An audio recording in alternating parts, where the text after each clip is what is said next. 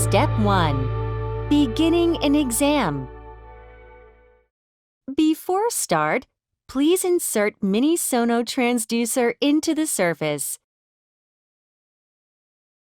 Double-tap the Minisono icon. Starting a quick scan.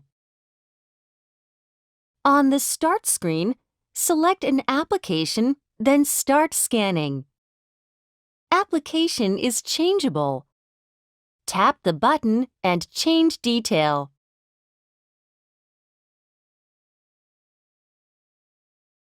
Starting a new patient's exam. To register a patient manually, tap the patient icon.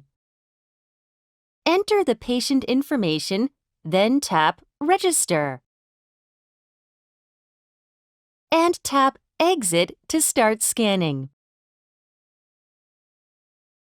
Starting an existing patient exam. Tap the patient icon, then the patient screen appears. Check the search criteria and search the desired patient. Select the patient and tap New Study to create a new study. And tap Exit to start scanning. Selecting Image Application or Preset on Scan screen. The preset is changeable on the scan screen. You can change preset in scan screen.